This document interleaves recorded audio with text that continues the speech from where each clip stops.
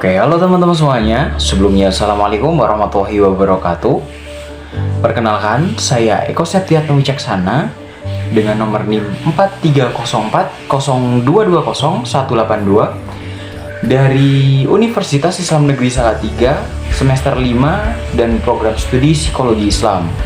Jadi teman-teman semuanya, di sini saya itu punya rekomendasi nih teman-teman mengenai buku-buku bacaan yang worth it buat anak-anak psikologi nih. Judulnya Konseling dan Psikoterapi Islam. Wih, menarik banget nih teman-teman semuanya. Apalagi buat yang teman-teman psikologi nih, jangan lupa buat beli. Oke, sekarang kita mulai buat nge-review apa aja sih yang ada di dalam buku ini. Kayak apa aja sih hal-hal yang emang kita butuhin nih, terutama buat anak-anak psikologi. Jadi dari background buku ini sendiri itu ditulis oleh seorang ustadz. Wih, keren banget nih teman-teman semuanya. Jadi adalah seorang Ustadz Agus Hermawan SPD IMA. Nah, buku ini dicetak itu pada tahun 2024 dan katanya buku ini itu baru rilis atau baru launching itu pada satu bulanan. Jadi masih fresh banget nih teman-teman semuanya. Dan buat mungkin karena emang masih jarang ya, apalagi itu, jadi kayak lebih wah aja nih teman-teman semuanya. Dan buat penerbitnya sendiri itu dari Yayasan Haji Kartini Kudus. Jadi dari Kudus nih teman-teman semuanya. Kita langsung masuk aja ke materinya ya. Nah, teman-teman semuanya, kita mulai pada bab pertama, yaitu tentang pengertian, fungsi, tujuan, metode, prinsip, persamaan, perbedaan, konseling, dan psikoterapi Islam. Jadi yang pertama itu kita bahas tentang apa sih pengertian dari konseling Islam. Nah, konseling Islam sendiri adalah suatu pemberian nasihat, pemberian anjuran, dan pembicaraan dengan bertukarnya pikiran. Jadi konseling Islam itu seperti sejatinya kita ngobrol sama seseorang, terus kita dikasih nasihat, dikasih arahan, dikasih hal-hal yang memang sekiranya itu positif, agar bisa membentuk bagaimana kepribadian seseorang dan bagaimana pola perilaku seseorang itu bisa dirubah. Kemudian kita lanjut, itu ada apa ya? Tujuan dan fungsi dari konseling Islam. Dari buku ini sendiri terdapat tiga indikator. Yang pertama itu ada remedial dan rehabilitasi. Penanam remedial sendiri lebih berfokus pada masalah penyelesaian diri, sedangkan rehabilitasi adalah penyembuhan. Jadi tujuannya sendiri yang pertama ada remedial atau pembenaran dari kesalahan-kesalahan sebelumnya. Kemudian direhabilitasi. Yang dimaksud rehabilitasi sendiri ini kayak kita di pemulihannya. Nah, kemudian ada fungsi eduktif atau pengembangan, dan yang terakhir ada fungsi preventif atau pencegahan. Jadi psikologi konseling Islam sendiri ini bukan hanya untuk penyembuhan, tetapi juga soal pencegahan. Kemudian ada prinsip-prinsip psikologi konseling Islam. Itu menjelaskan bahwa konseling psikologi Islam ini berparadigma kepada wahyu dan ketauladanan Nabi, Rasul, dan ahli warisnya. Jadi mereka itu mencontoh dari paradigma dari seorang Nabi Muhammad SAW serta kerabat-kerabatnya. Kemudian ada teori-teori konseling dalam Islam. Dalam hal ini itu dimuatkan dalam teori Hamdan Bakri Ad-Dati pada tahun 2006. Dijelaskan bahwa di dalam konseling Islam terdapat teori yang melandasi, yaitu teori Al-Hakim, merupakan suatu pedoman, penutup, dan pembimbing untuk memberikan bantuan kepada individu yang membutuhkan pertolongan. Kemudian ada teori Al-Mau'idah Al-Hasanah, yaitu teori yang dilakukan dengan cara pengambilan pembelajaran dan perjalanan kehidupan Nabi dan Rasul. Kemudian ada teori Mujahadah yang lebih. Teori ini merupakan suatu konseling yang terjadi pada seorang klien sedang dalam kebimbangan. Kemudian ada psikoterapi Islam. Dalam psikoterapi Islam yaitu adalah suatu teknik khusus pada penyembuhan penyakit mental atau pada kesulitan-kesulitan penyesuaian diri. Jadi dalam psikoterapi Islam itu ada perbedaannya teman-teman. Jadi untuk psikologi terapi Islam itu berfokus pada penyembuhan penyakit mental serta kesulitan dalam penyesuaian diri secara rohani, sedangkan psikoterapi secara general itu lebih berfokus pada hal-hal yang lebih luas lagi. Kemudian ada objek psikoterapi Islam sendiri itu berobjek pada mental, spiritual, kemudian ada moral, dan serta fisik. Kemudian kita lanjut pada bab kedua nih teman-teman. Kalau dijelasin semuanya mungkin waktunya nggak bakal cukup ya teman-teman. Jadi untuk bab yang kedua itu menjelaskan tentang hakikat manusia dalam pandangan Islam dan kebutuhan manusia pada terapi konseling. Di sini menjelaskan, pada buku ini menjelaskan bahwa hakikat manusia adalah akan terus menjadi bahan pemikiran yang tak akan ada habisnya. Setiap golongan manusia akan memberikan jawaban atau uraian yang berbeda tentang manusia dan tujuan hidupnya. Karena manusia itu bersifat subjektif, sehingga manusia itu memiliki pola pikir dan perilaku yang berbeda-beda. Karena hakikatnya manusia itu sulit terikat dan memiliki kebebasannya mereka sendiri. Kemudian terdapat berbagai makhluk biologis. Menurut konsep psikologi, manusia sebagai makhluk biologi sendiri memiliki potensi dasar yang menentukan kepribadian manusia berupa insting. Jadi teman-teman, manusia sendiri ini secara biologis memiliki suatu hal-hal yang memang berpotensi, yaitu berupa insting. Nah, teman-teman di sini dalam buku ini juga menjelaskan bahwa manusia hidup pada dasarnya memiliki tuntunan dan kebutuhan tentang insting.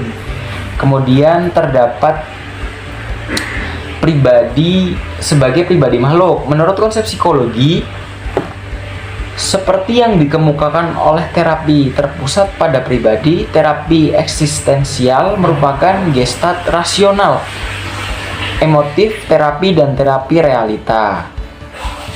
Dalam berdasarkan ayat Al-Quran, manusia memiliki potensi akal untuk berpikir secara rasional dan mengarahkan hidupnya ke arah yang lebih maju dan berkembang. Jadi menurut Al-Quran sendiri ini, manusia itu emang diciptakan dalam ranah yang memiliki potensi dan juga memiliki hal-hal atau aktualisasi diri dalam perkembangan diri mereka sendiri. Sehingga Al-Quran sendiri sudah menjelaskan nih teman-teman. Jadi buat apa kalau kita hanya diam-diam saja nih teman-teman. Kemudian sebagai makhluk sosial, sejatinya manusia sendiri ini membutuhkan orang lain dalam kehidupannya, baik itu dalam interaksi sosial, dalam berkembang, dalam membentuk pola pikir, itu pun membutuhkan orang lain. Sehingga hal yang sangat mustahil ketika manusia itu tidak membutuhkan orang lain dalam kehidupannya. Kemudian itu terdapat potensi manusia. Dalam Al-Quran sendiri menjelaskan bahwa manusia adalah makhluk pilihan Tuhan sebagai khalifah di muka bumi ini, serta makhluk yang semi samnawi dan semi duniawi. Jadi di antara duniawi dan serta samawi. Kemudian kita next pada bab ketiga, menjelaskan tentang sejarah, teknik, dan hubungan psikoterapi Islam dengan ilmu lainnya. Dalam sejarahnya sendiri, psikoterapi Islam itu dibentuk awalnya oleh seorang tokoh bernama Ibnu Khaldun pada tahun 733 sampai 808 Hijriah sebagai salah satu pelopor pendekatan sosiologis dan teori sejarah, mengungkapkan bahwa ilmu penobatan Islam terkadang dengan literatur hadis. Jadi dalam sejarahnya psikoterapi Islam itu lebih mengacu pada hal-hal yang memang dilakukan oleh Nabi atau hal-hal yang memang terdapat pada hadis Rasul. Kemudian bentuk dan teknik psikoterapi sendiri itu merupakan produk fitrah atau nafsani aspek nurani menjadi eksistensi kepribadian manusia, sedangkan aspek jasmani menjadi alat aktualisasinya. Jadi begini teman-teman, ketika bentuk dan teknik psikoterapi ini lebih berfokus pada hal-hal yang memang terdapat pada rohani seseorang, sedangkan jasmaninya menjadikan pengaplikasiannya jadi objek dari rohaninya itu sendiri. Kemudian itu terdapat 6 teknik psikoterapi. Yang pertama ada teknik terapi psikoanalisa, kemudian ada teknik psikoterapi perilaku, teknik psikoterapi kognitif perilaku, kemudian ada teknik terapi humanistik, dan teknik terapi kelompok dan keluarga. Kita lanjut ke bab 4. Untuk bab 4 sendiri adalah sehat dan sakit dalam Islam. Menurut buku ini dijelaskan bahwa sehat dikemukakan dari WHO itu mengandung beberapa karakteristik. Yang pertama ada merefleksikan perhatian pada individu sebagai manusia, kemudian memandang sehat dalam konteks lingkungan internal dan eksternal. Jadi kita melihat bahwa ketika kita sehat dan ketika kita sakit, kita bisa memahami apakah itu terdapat pada faktor internal ataupun dari faktor eksternal. Contoh dari faktor internal sendiri itu berfokus pada bagaimana cara kita menerima informasi dan bagaimana cara kita memandang segala sesuatu. Sedangkan eksternal, apa yang lebih menjurus pada apa yang kita konsumsi, apa yang kita lakukan, aktivitas sehari-hari. Kemudian ada sehat diartikan sebagai hidup yang kreatif dan produktif.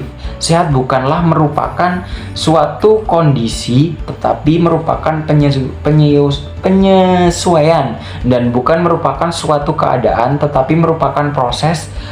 Dan yang dimaksud dengan proses di sini adalah adaptasi individu yang tidak hanya terhadap fisik, melainkan terhadap lingkungan sosialnya.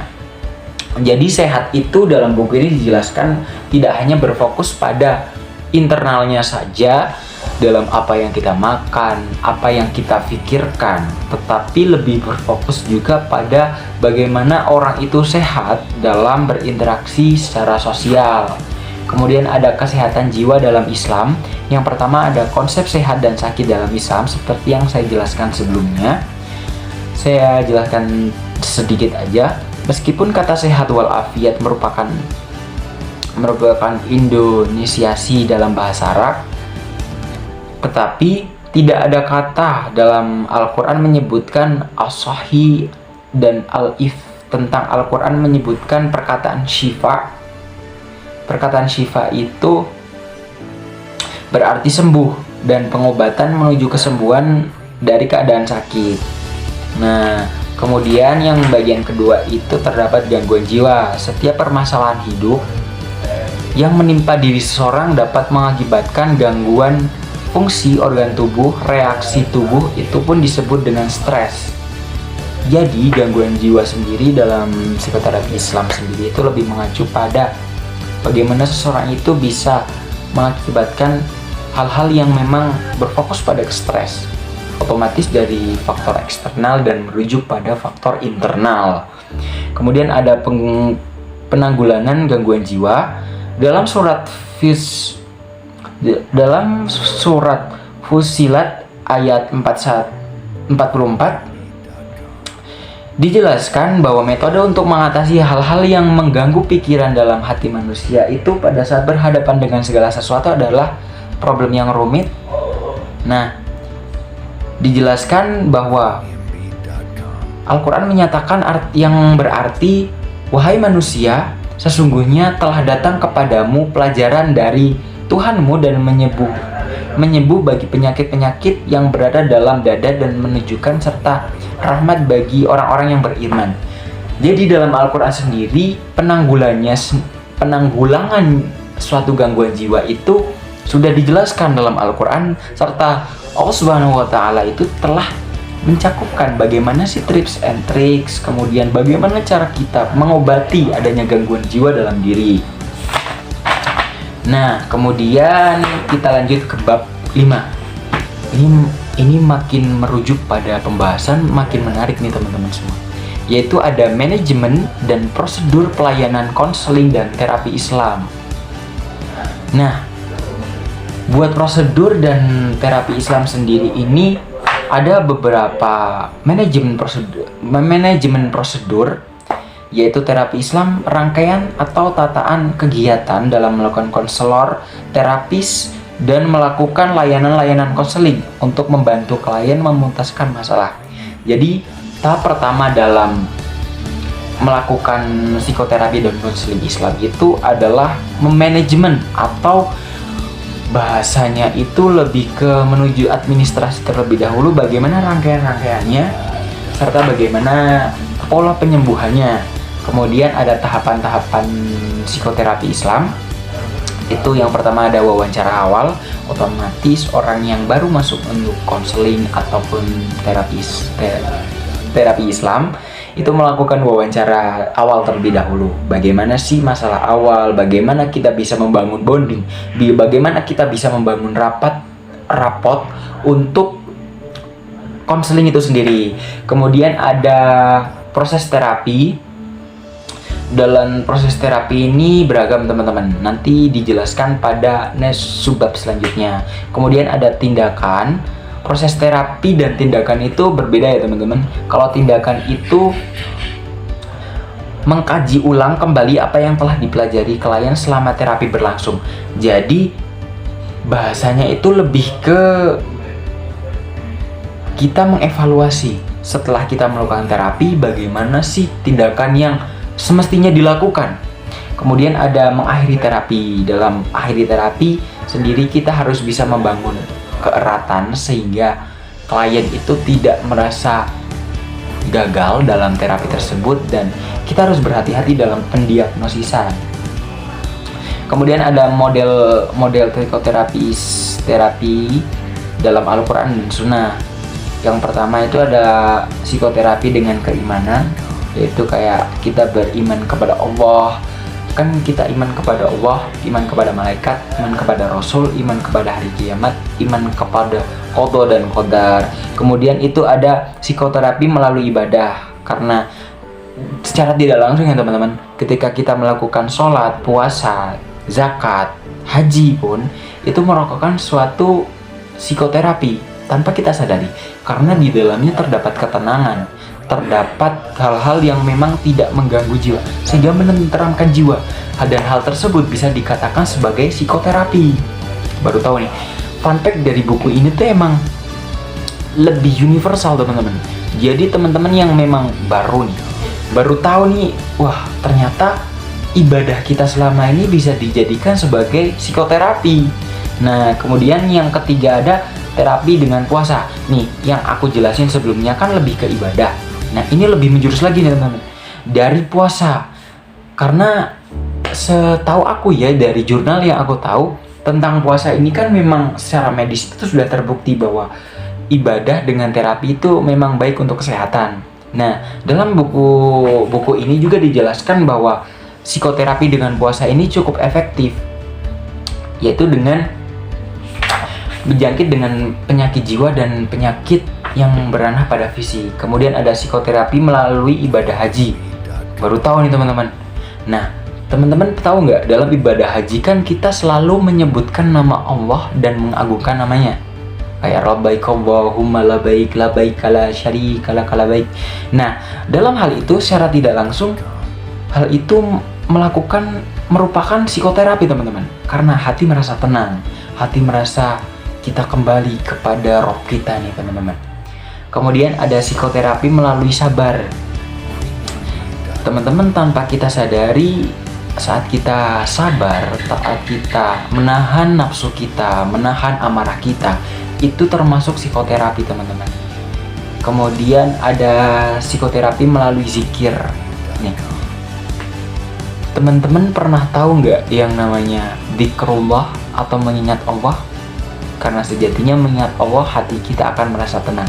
Nah, dalam konteks itulah psikoterapi diterapkan.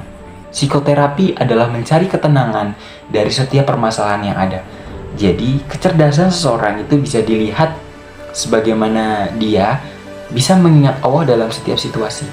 Karena ketika kita mengingat Allah, kita tidak akan merasa gundah, kita tidak akan merasa cemas. Karena sejatinya mengingat Allah adalah suatu obat dari segala obat. Dan mungkin segitu aja sih ya. Jadi buat teman-teman, biar kalau penasaran bisa langsung check out nih bukunya. Recommended banget nih tentang konseling dan psikoterapi Islam.